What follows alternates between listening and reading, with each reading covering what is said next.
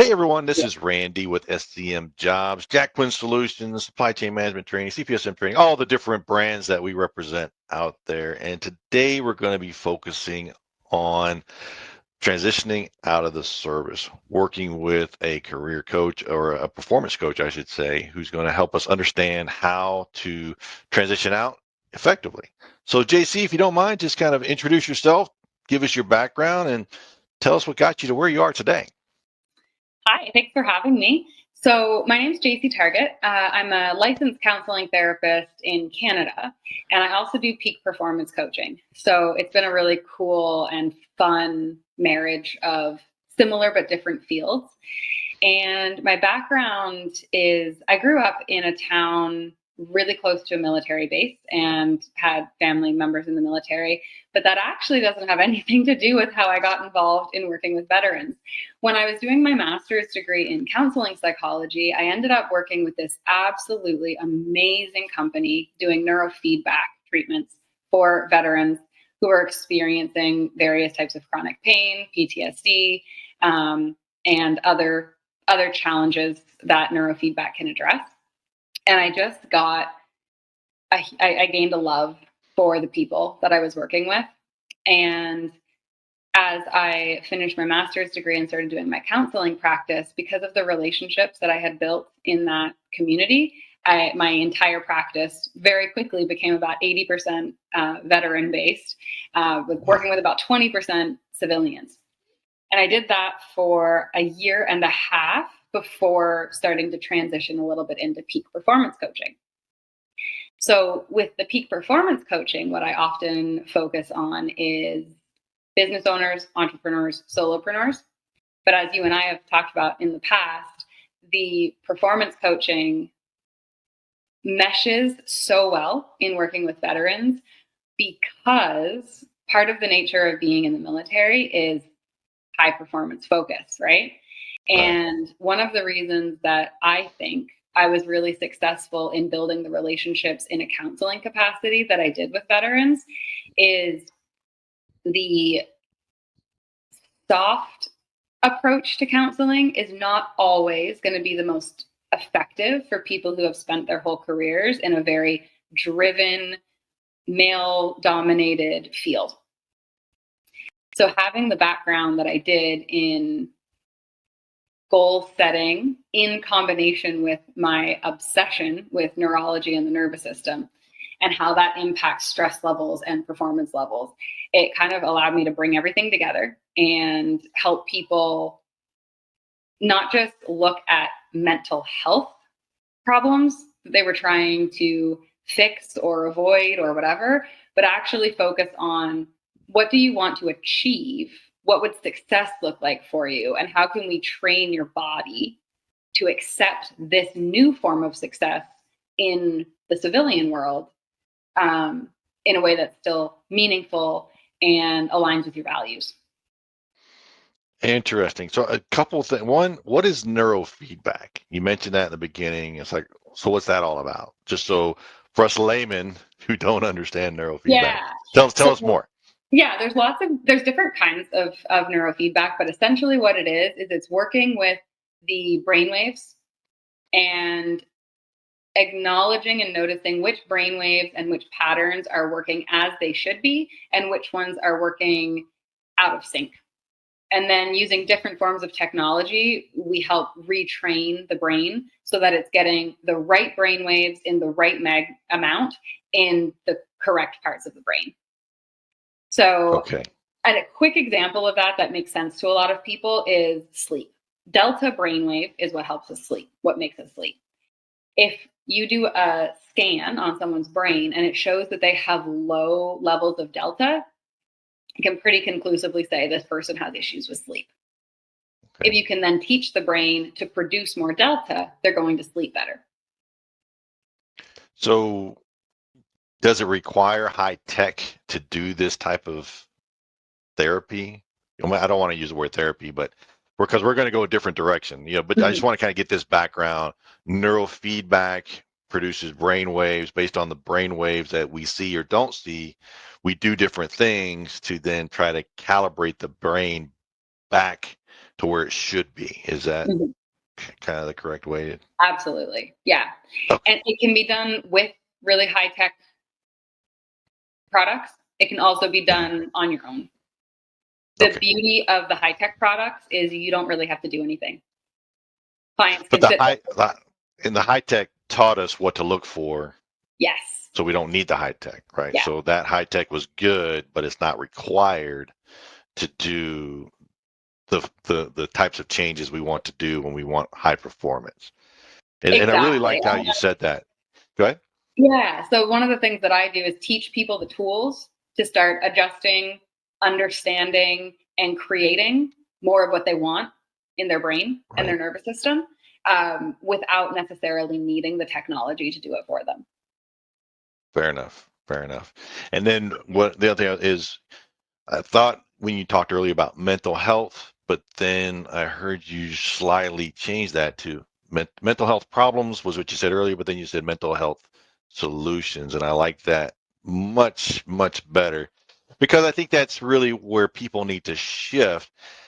Sure, we have mental health problems, right? We all have problems one way or another, and I'm sure we could all classify them one way or another as mental health problems.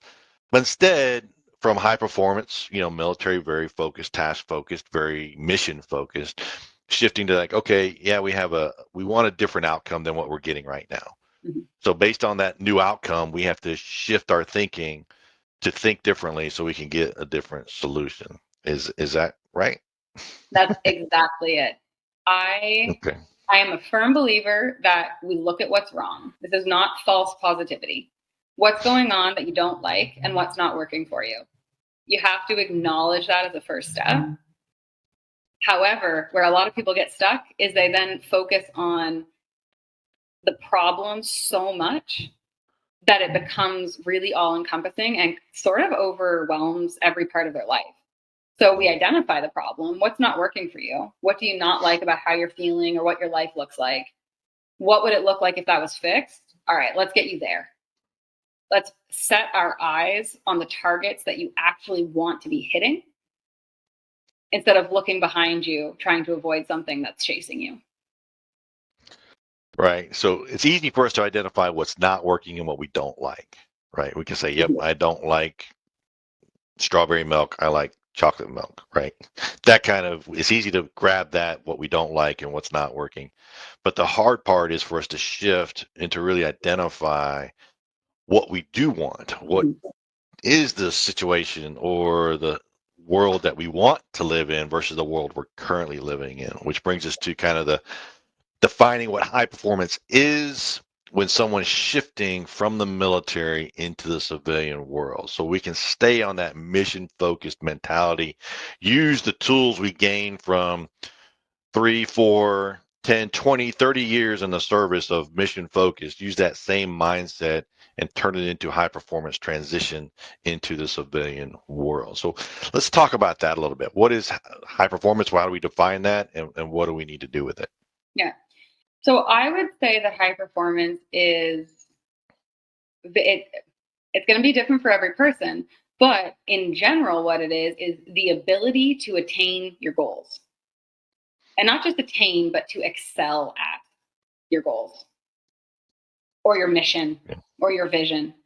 And one of the main barriers to high performance is people not even knowing, like you said, it can be hard to identify what those desires or missions or visions are sometimes.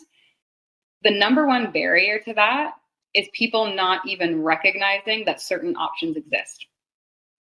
And so with high Okay. performance, it is about getting out of the box that you've been in, expanding your view, and allowing yourself to believe in what might feel impossible right now, and then aiming for that. Okay. So how does someone in the military, and this is based on your experience because you've worked with military, break out of that box, right? How do we separate from what we've been taught, not only what we've been taught that kept us alive. I mean, we don't want to we don't want to misrepresent that. What we've done in the past, those habits, they kept us alive and kept us doing what we had to do, right? Mm-hmm. Now we have to shift that and break that box to take those same skills and shift them to a different focus. So how do we break that box? How do we take the hammer out and break it so we can realize there is something different? What does that look like? Yeah. One of the first steps is actually acknowledging that the worldview or the perception of the world that you have after being trained as a soldier was in fact ingrained in you to keep you alive. Like genuinely just acknowledging all of these things that, depending on how long you've been in service, right? If you've been in service for 20 years, everything about you is your training. And everything about your training is focused on survival. And to take a step back and recognize these traits of hypervigilance,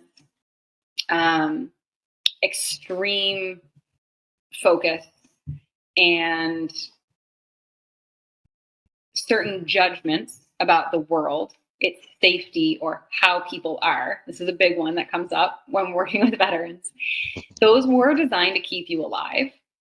They were not designed for you to thrive in a social world.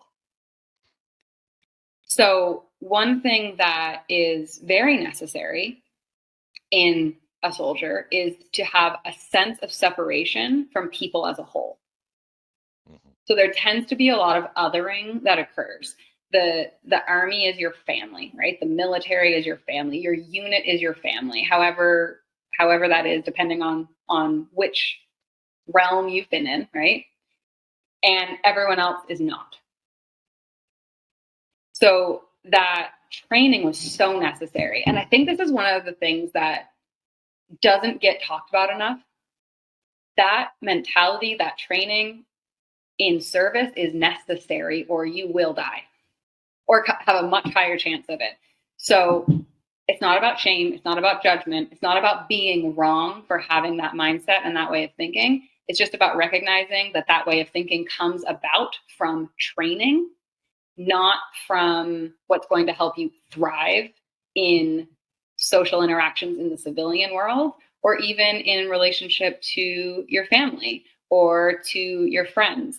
And starting to explore the idea and the possibility that other people can also be part of your life, that other people can be your family, that maybe other people aren't that different than you've been led to think. Interesting. So let's break that down into a how-to. What do we need to do? Step by one, recognize where we are, the good, the bad, the ugly. Decide where we want to go, what we want that new life to be, and then step by step, how do we get there? Mm-hmm. What does that process look like? It's a process that people benefit with hand-holding on. But if they're doing it themselves, I'm a big fan, and I'm not saying journaling in, I'm a big fan of journaling, and there's a lot of neuroscience that backs that up. But when it comes to this step-by-step of reframing your worldview so that you can thrive and really create success in your life in that transition, writing down, here's what, if we're just going to stick with this example of other people, here's what I think of other people. Here's how that's kept me safe. Here's how I want my relationship with the outside world to look. And then once you have those three things defined, actually going out into the world and noticing every time the old story kicks in. Okay. And people can do this very specifically as a practice. So if my story is other people are dumb, it's a common one. People say that a lot, right? But your desired relationship is to have close and intimate relationships with your spouse, with your kids, or to have collaborative relationships at work. You're not going to create those with the mentality other people are dumb. So go out, walk through a public space, that belief system of other people are dumb is going to be activated often. When it gets activated, just notice, do I feel angry? Do I feel scared? Do I feel irritated? What's coming up here? And then find a replacement for it. So I want to pause right there because you said, what do I feel? And a lot of military people don't feel anything because we've been taught to suppress our feelings and again focus on the mission. Does that make sense? Oh yes. So let's step back from that so people can start to recognize the feelings or the different things that we think, and that may be another way to term it. It's like it's not a feeling, but I think a certain way is another way of saying I feel a certain way. I think a certain way about these people as I'm going down, and they're not paying attention to the details. They're not as vigilant as I am, so therefore they're becoming targets of opportunity within, walking through the mall, for example. It's like, okay, these people just aren't paying attention. So I have to be prepared to protect all of them, right? And I can speak from experience. Like, yeah, I have to be prepared to respond to a mass shooter in the middle of a mall because nobody else is paying attention, right? So now how do I back out of that so that I can enjoy a walk in the mall with my spouse or loved ones or kids or anything else like that? So kind of that's I think that's more a realistic situation that a lot of us think through because of our training. Just walking through the mall, can I enjoy this experience without having to go take a nap for 6 hours after getting back from the mall? Yeah, Does that absolutely. sound right? I'm glad you brought that up about the feeling, because I skipped over that very critical part. So most people with your training, right, with military training, don't feel the same that somebody without the training would feel. And what is really important here is to redefine what feeling is. Because feelings in our society have been described as emotions. So I feel, and I used these words a second ago, so I'm going to correct myself. I feel angry, I feel sad, and anger and sadness have stories that go with them, and then people go down a rabbit hole. Or I feel these angry, I feel sad, there's a story with it, so I'm going to shut it down and I'm not even going to look at it because I don't have time for that because something bad could happen and I have to protect everyone. So when I say what are people feeling, a way to reframe that, which is much more effective, is what is happening in your body. Don't worry about naming an emotion. It doesn't really matter, to be honest, in this context. So I'm walking through the mall. Can I notice tension in my shoulders? Right? Shoulders get brought up around the ears. Right. Looking around, neck is tense, eyes are wide. Just pick one part of your body and ask yourself, what is happening physically in that part of my body?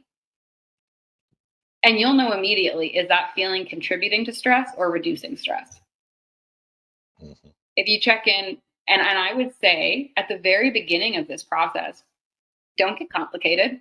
Don't try and check your whole body. Don't try and switch places. Choose one area of your body to pay attention to for a month. Every time I go out in public, I'm going to check and see what my shoulders are doing.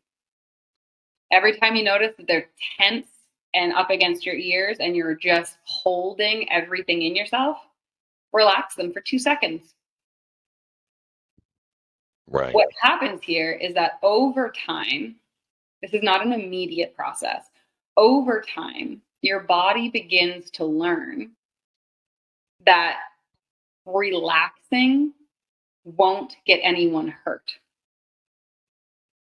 And that's the redefining that occurs, and it starts with the body.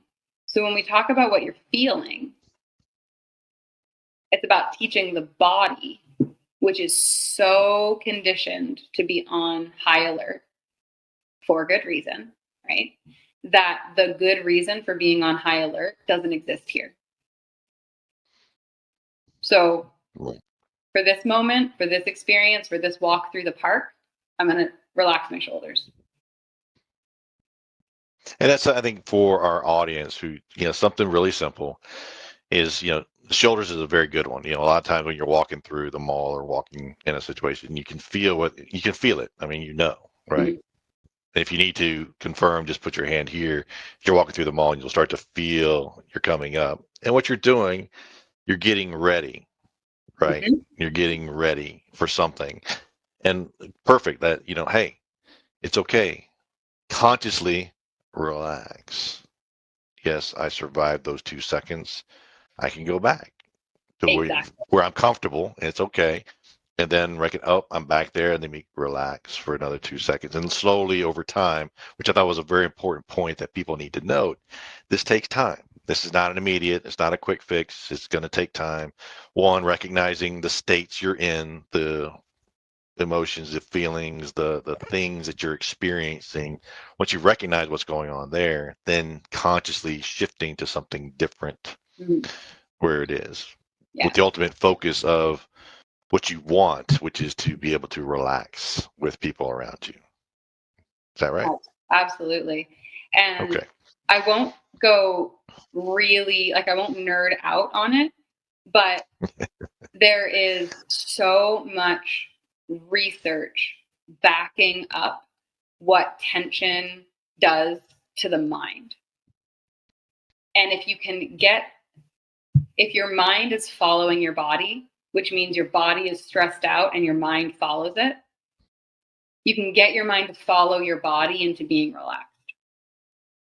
Fair enough. Okay, so let's kind of shake this off a little bit because we're getting serious. We don't want everyone to be so serious all the time. Let's get into some practical stuff on transitioning. What are some, let's say, 3 goals that people need to consider or should consider when they're transitioning out that makes them a high performer of transition? Like, what are 3 things they can focus on? Like 1, 2, 3. This is the focus. What and how do I recognize it? What changes should I shift to? And then how do I move to number 2? Yeah, absolutely. So, let me think about this one just for a second. Okay. Well, and go ahead. No, I was just No going to say, worries. so one of the first things is to get clear on who you are as a person outside of your identity as a military member. But I've lived in the service for 20 years. I don't know that person. Right. So now what? So if you look at your life outside of your work, what are 2 things that matter to you that are not attached to your job? Now, this might be challenging for people who have been in the service for so long that everything about them feels attached to their job. So I'm going to give an example here.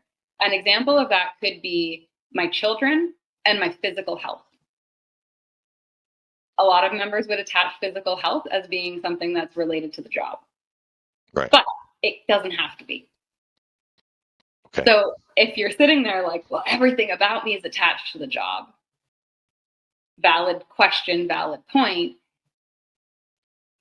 Are there any of those things that could be a part of you outside of the job?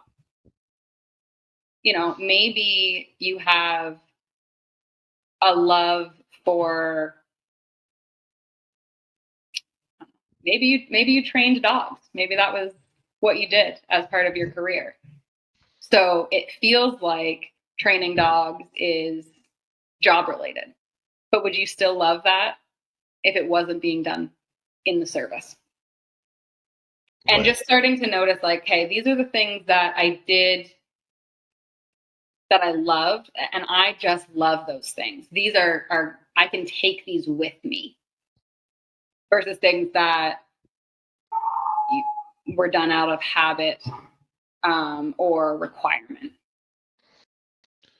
So I like how you said that. Take these with me. So now basically one way to think about it is a person is starting to identify this is military life, but also these skills, these behaviors can apply to a civilian life. So I can take this with me, but I can leave that other stuff behind.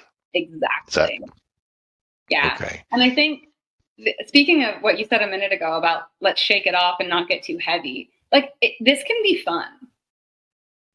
It Right. can be kind of pointless. And I'll give you an example. So my husband, as you know, just released from the military in the last month.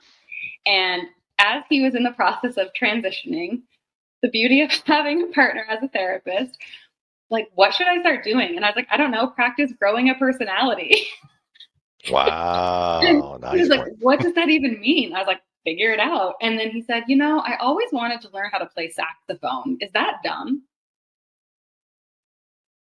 So he started taking saxophone lessons about 6 months ago. Okay. It's really cool for people. If you think about when you were 10, 12, 15, what was a hobby that seemed really cool to your 10-year-old self? Mm, Is there there a we way go. that you can do that? Right.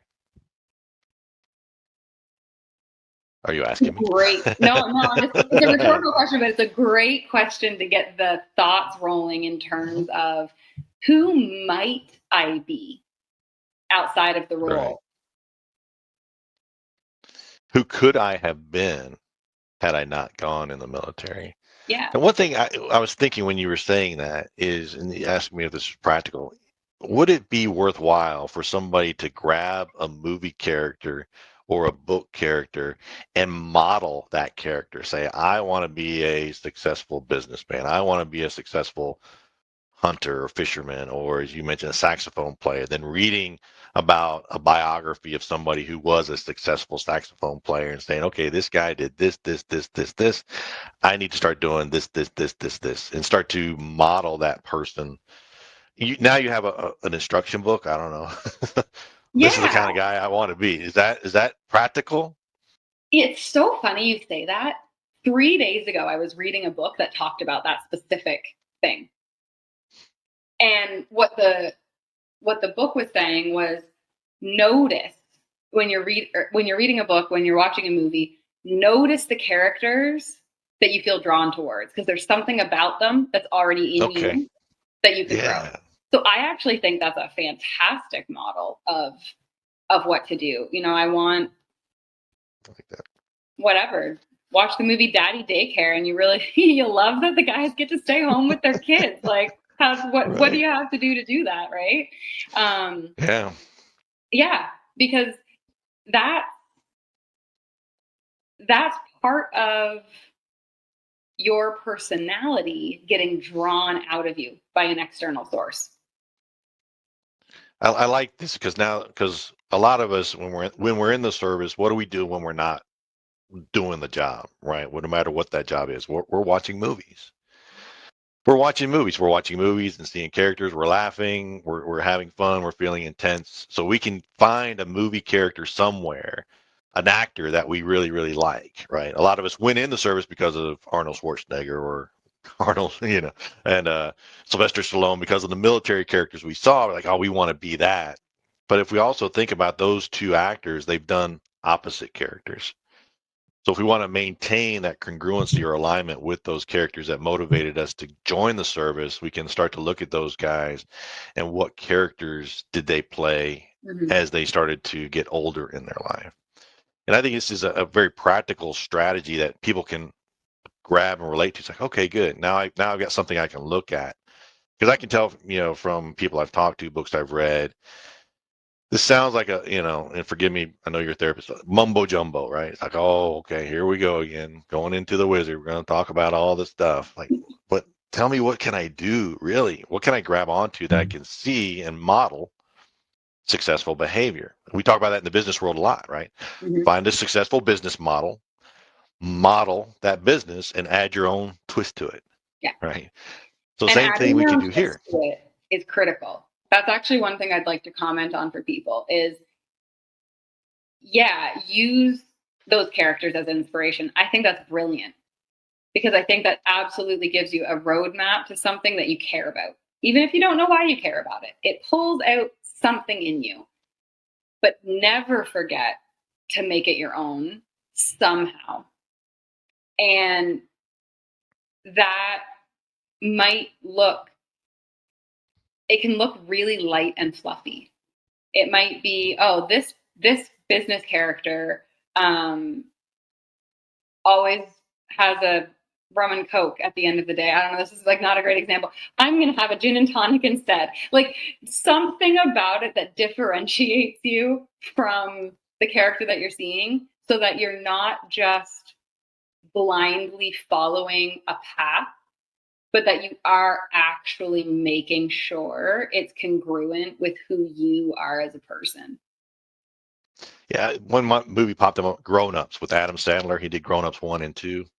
Yeah. There's like 5 different fathers in there. So you don't have to pick one. You can just pick 5 and grab one of each of those guys and their behaviors and how they're good dads. Because that's one of the big things, that when you come out of service, men or women, you want to be a good parent. Mm-hmm. You want to just do it for your kids. That's why you did it. So now you can grab a movie here and see how those fathers, they're funny, they're responsible, they're having a good time with their kids look up to them, they're doing all those things. Like, okay, there's somebody I can model. What were they doing? How did they do that type of behavior to make it work? Yeah, absolutely. Pick your favorite thing of 5 different characters, and then you've created your own character. Right. Now we don't want John Wick, right? That's not the guy we're trying to model here. Yeah. That's what you were doing in the service. Now you gotta come on the other You side, already nailed that one. Right. There was a life John Wick came out of, right, when they brought him back out. So let's kind of shift it to a different conversation. Let's talk about practical ways to transition out and things that I've learned, by talking to folks. One of the main things that military members struggle with, at the same time, it's one of the critical skills they need to have, is the ability to network and talk to people in positions or industries where they want to go and find a new career. Let's kind of talk about that process. What are some of the goals somebody should have, practical goals that a person should have when they think about networking? And then what should be some of the actions they should take? Yeah. I think a really good tangible goal for networking, if it's something that you're not comfortable with, a business coach of mine says volume fixes all problems. So the amount of it that you're doing is going to solve your problem. If you struggle to interact with people, if that's something that causes you stress or anxiety, or you aren't confident in it, do more of it. Set a goal for yourself. The number itself is kind of arbitrary, but I'm going to talk to 3 new people a week for the next month. Whether that's going for coffee with someone, whether it's going to a job interview that you don't even care about the job, but you just want practice. It really is about just doing the thing, just meeting the people, just having the conversations until that becomes part of your new comfort zone. And from a practical point of view, because it seems like I've got to go on a date with somebody, right? But it doesn't have to be that hard. It could be in a coffee shop, simply saying hello to a person and asking one question. Yeah. Not just, hey, what's going on? How you doing? It's like, hey, what's going on? Why did you pick that coffee versus that coffee? To practice, like you said, to just break out of the fear of saying hello. And it can be fearful, right? Because we were talking about those others, right? Those other people that we think are different because they are different, but they're not bad. They're just different. So I just need to say hello and, hey, why did you pick that? I picked mine because of this. Why did you pick yours? And that just helps you break out. And it's one greeting, one question, and then you can disengage and go somewhere else. Yeah. I actually worked with a client, a veteran, who specifically did this for a month. Oh, good. And the first goal was to ask the barista how their day was. Because truly, that was a big struggle. And a week later, after doing that, I don't know, 3 or 4 times, we started talking and they were like, it actually turned into a conversation this morning. And it was really nice. She was really nice. And I was like, there we go. Right. So let yourself be surprised. And if it feels too weird at first, just a little helpful tip on that, start with a demographic that you'd be the most comfortable talking to.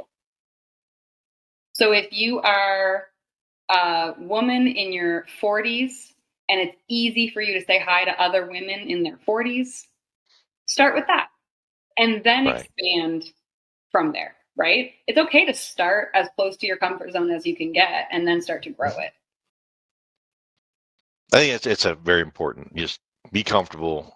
One small step. Just great story of how the gentleman just asked one question: "How are you today?" I'm sure the first time she responded was, "I'm fine."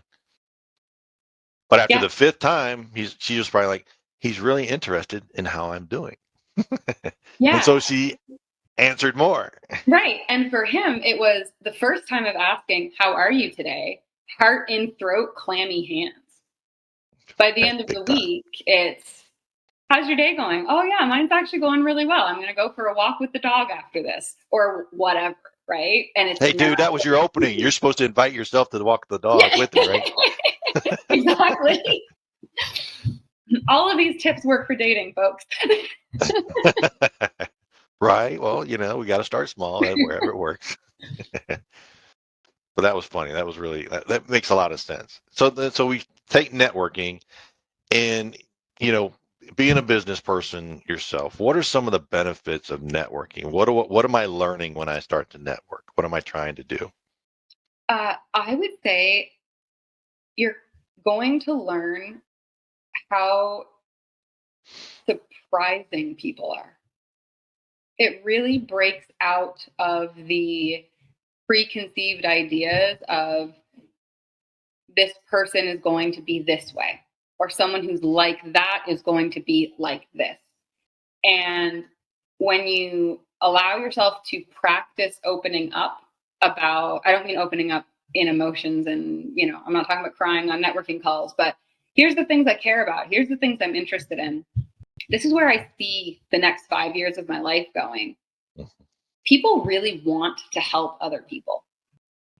And that's what networking helps you understand. And it genuinely changes your perspective on people as a whole. Because people will say, "Oh, you want to do that in the next 5 years? I know a person. I'm going to put you in touch with them." Exactly. I did an interview with a hiring manager a couple months ago, and that's exactly what he said. It's telling people what you want. The person you're talking to most likely will not give you what you want, not because they don't want to, because they just aren't in a position to. However, like you just said, they know somebody who knows somebody who knows somebody. And that was his story. He went from person to person to person that finally resulted in his ultimate job that he was really, really happy at and really enjoying himself. It's kind of, we talked a little bit, about interview preparation and preparing for an interview, and the things you were talking about there, from my experience working with people transitioning and preparing for different careers, is by talking and asking questions, you can identify what problems are having so you can position yourself as a solution to those problems. Then that's the key to the interview process is, okay, I see you have a problem. I understand what your problem is, and I know how to solve your problem. So that's why you need to hire me to solve your problems in this area. Does that make sense? Yeah, it makes so much sense. And it's really the crux of any kind of sales, right? Exactly. What's the problem and how can you fix it? And Correct. one thing that people who have military training are so skilled at is finding gaps in processes, finding gaps in efficiency. And that's not a strong suit in the average population, right? So things, Right. time gets wasted, money gets wasted, energy gets wasted. And,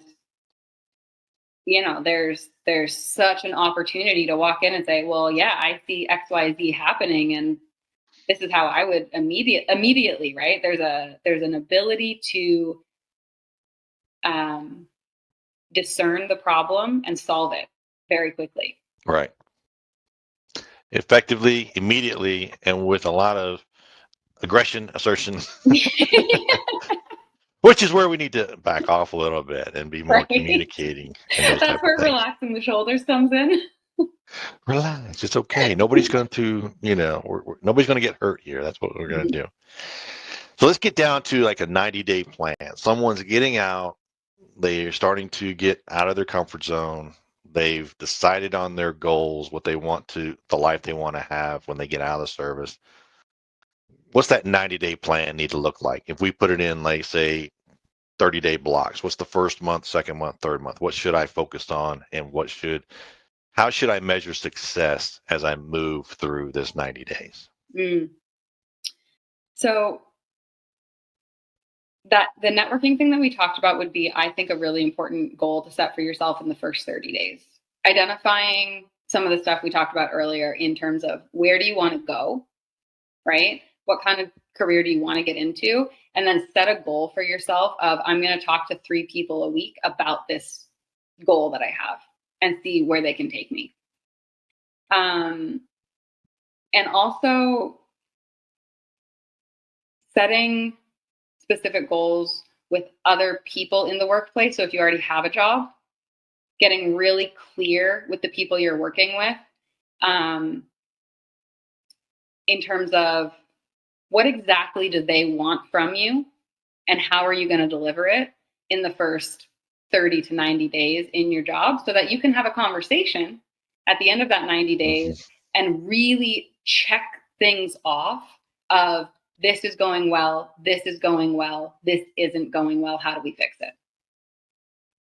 Clarity is going to be critical in all of these areas. And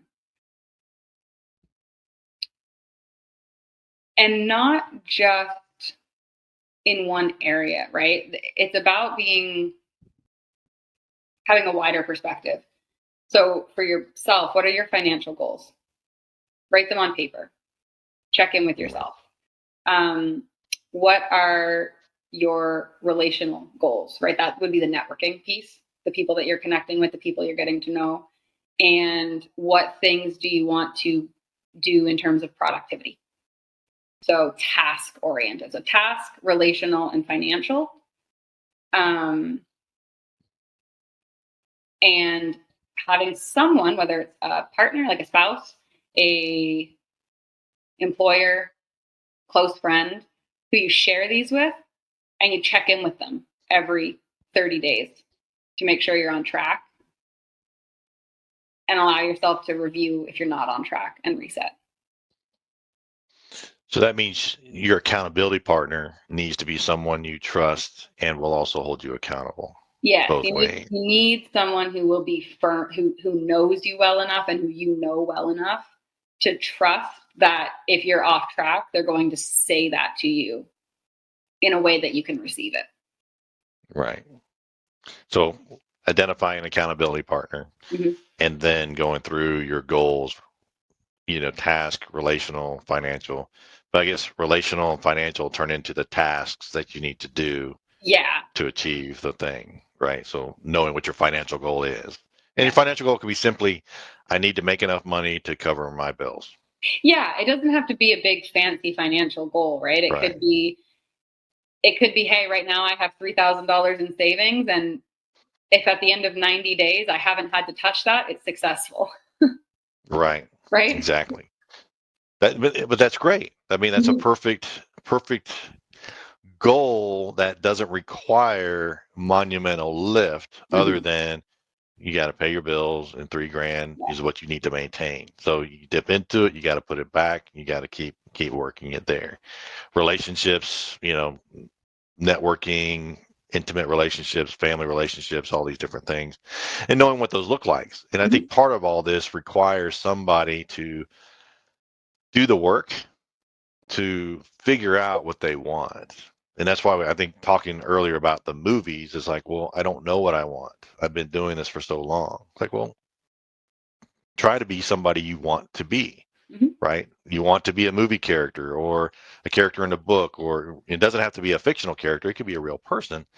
And 95% of people who feel lost, displaced, confused, uncertain, stressed, it's because they don't actually know how to identify what they want.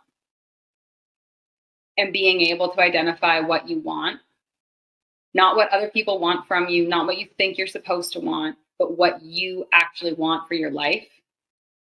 Just being able to identify that clears up so much. And essentially, all of these goals that we're talking about and all these questions that we're discussing, if people can identify what they want, the rest falls into place and it makes sense. Because if you want step 3, steps 1 and 2 are just Are logical. clear. Right.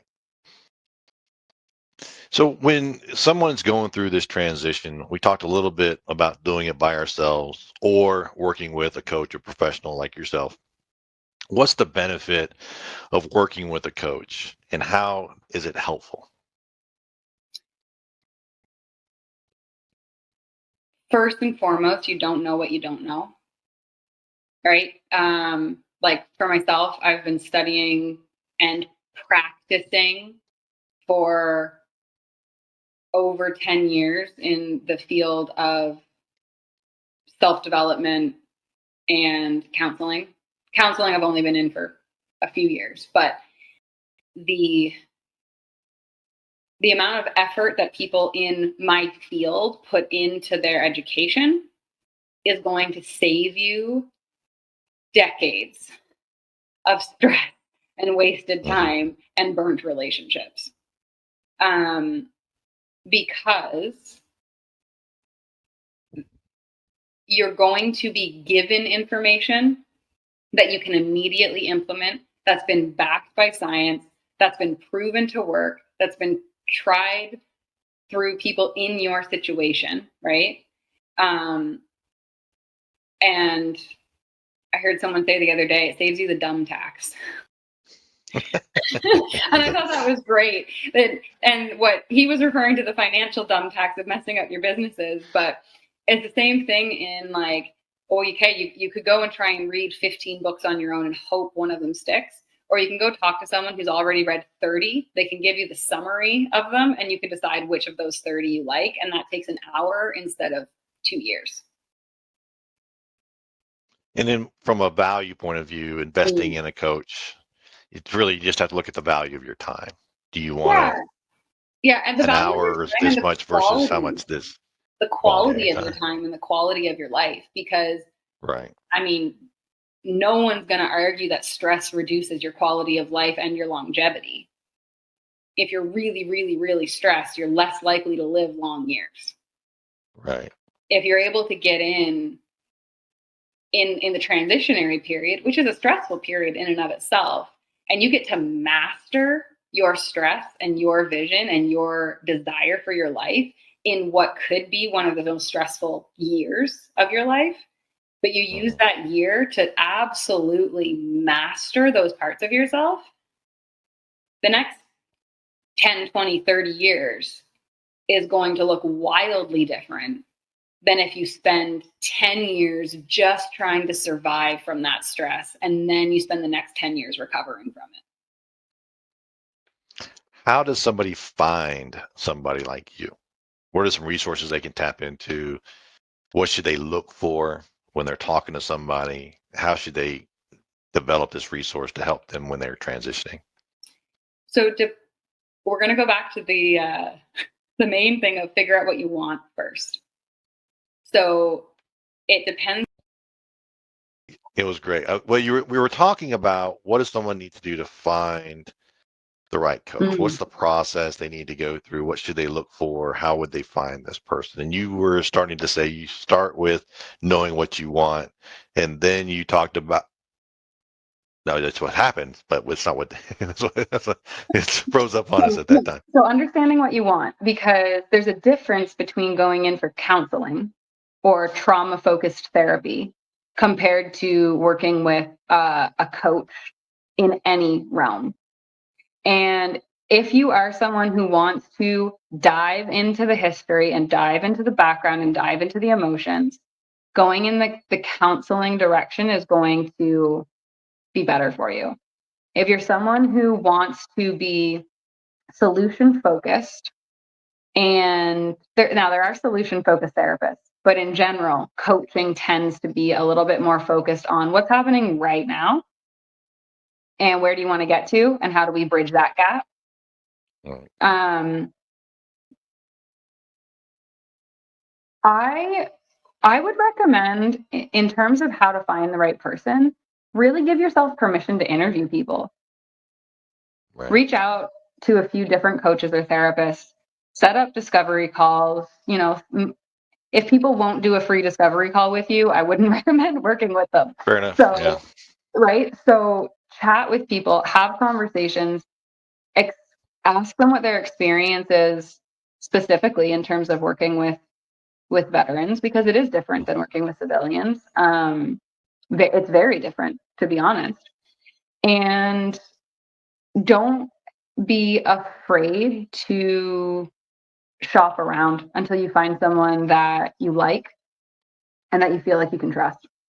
So how do I Google a person like this? What am I Googling for?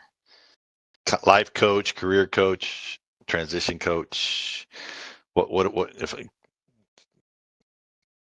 That's a really good question. I have tried Googling coaches many times in my life, and I never successfully found someone that I liked. fair enough. Um, I would actually, like, if I were looking for a new coach in an area and I didn't have it within my network to ask around for it, I would start listening to podcasts on the Mhm. topics of resilience, career transition, um, business ownership, if that's what you're going into, and listen to some people who have a little bit of presence in the podcasting world, or check out maybe a couple of different books on the topic and find someone whose philosophies that you like. Um, I'm going to be really honest. It can be tough. Right. It can be difficult to find someone that you resonate with, and who has the approach that you are specifically looking for, but also be open minded. Yeah. And I think so. One thing you mentioned earlier was network. What's in your network? Talk to people in Mhm. your network. How did they transition? Have they used a coach? If not, fine. But if they have, who is it? What made you pick them? LinkedIn, of course, you can look up coach, but you can also put in the background military, see if they have a similar That's background true. to I you. don't use LinkedIn that often. Yeah. I'm just getting going with it, so I kind of forgot about that. But that's a good way to do it too. Um, yeah, and asking around the same way that networking is about talking to 3 people a week and telling them what you want. If you Mhm. are looking for a coach or a therapist, add that into your networking conversations. Oh, and I'd really like to work with someone who specializes in this area. Do you know anyone? And talk to at least 3 people and get a good feel for at least three, if not 10. Because this is going to be somebody you're going to let into Yeah. the deep, dark recesses of your brain so that they can better understand you and coach you in the right direction. So Yeah. it's not something to take on one phone call. And they're such a great salesperson. Yeah, that's the best coaching program ever. Mhm. Sure, it could be, but be certain by shopping around. Yeah. And this is relevant, but a little bit of an aside. I always encourage people, if you're hiring a counselor or a coach, you don't need details, but ask them if they have a counselor or a coach themselves. Because when you are working with people in these areas, if they are not working on themselves, like actively working on themselves, there's going to be quite a limit to what they're really able to help you with. People have to be doing the work and able to guide others through it. So networking, LinkedIn background check, then interviewing several Mm-hmm. and asking do you have a coach Yeah. that you rely on? And I agree with that 100%. The best coaches I know, every single one of them say, and my coach tells me, dot, Yeah. dot, dot, dot. It gives them an additional resource. Usually they have more experience, they have a different Mm-hmm. specialty. They can give advice to where if your coach is struggling with giving you advice, they can tap into that next step and how that Absolutely. works. So as we kind of wrap up, what's the best way for people to get in touch with you if they want to specifically work with you, or even if they're looking at a coach and like, hey, I need to bounce this off. I want to make sure it's good to go. I'd like to ask JC a question. What's the best way for them to connect with you? Yeah, the best way is my website, anamsayer.com. There's a You're going to have to spell that one. contact. Yeah, ANAMSAOR.com. There's a And you got to contact tell people me. what that means, though. Adam Oh, yes. Sear. So Anam Sayer is Gaelic for free soul. Okay. Yeah. AdamSayer.com.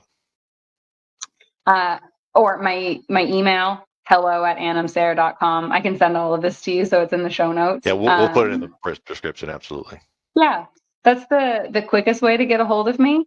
And on my website, you can go into book for a discovery call. So if you've got some questions, you want to run some things by me, you can go ahead and pop into that, which you can coordinate with your schedule.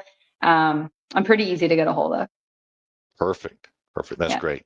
So for everyone that, as we kind of wrap up, if you want to reach out to JC, check out in the description her website. So you can click a link. And I would do a couple things. My recommendation is, book a discovery call, or if anything, you're starting to shop for a coach and you're kind of coming down to the last one or two, reach out to JC and say, hey, I'm down to two. Which would you recommend? And see how it goes from there, because she'll give you the straight scoop. She has vested interest with her own personal background with her husband, as well as working with veterans for so many years. She knows what she's talking about and can at least keep you out of trouble, and keep you on the right track. Well, thank you very much, JC, for your time this afternoon. Really appreciate it. And for our audience, really appreciate it as well. Make sure you like and share the video so people can get this information on their behalf and actually implement this as they start to transition out of the service. JC, any parting thoughts? One thing that I tend to sign off every interview I do with is this reminder for everyone that you can either be in your head or you can be in your body, but you can't be in two places at once. So when things feel really overwhelming and you're too stressed out and you can't get clarity, find a way to just feel your physical body. It will always calm your mind down eventually. What does that look like? How do I do that? That would be my shoulders are tense. I'm just going to relax them. I'm going to breathe in for 5 seconds. I'm going to breathe out for 7. It might look like going for a run if you're a runner, or going to the gym, but something that engages the physical senses is going to be helpful when the mind feels overwhelmed, stressed, and lost. So when someone is feeling overwhelmed and stressed and lost, just breathe. I tell myself that sometimes, like, just breathe. Okay, get up, go for a walk. Yes. Just get up and go for a walk. So you Yeah. recognize this is all kind of coming down. I don't know what to do. As soon as you hear your inner voice say, I'm not sure what to do, the one thing you absolutely must do is breathe. So tell yourself, just breathe. By telling yourself to breathe, it takes your mind off that problem, focuses on life, and then you're able to move forward and do something Exactly. The different. breath makes you come back into the body. So it takes you out of your head, right? That you can only be in one place at once. Right. Breathing, it's physical, it's in the body, it settles the mind. Perfect. Again, I appreciate your time this afternoon. And for everyone, we will talk to you soon.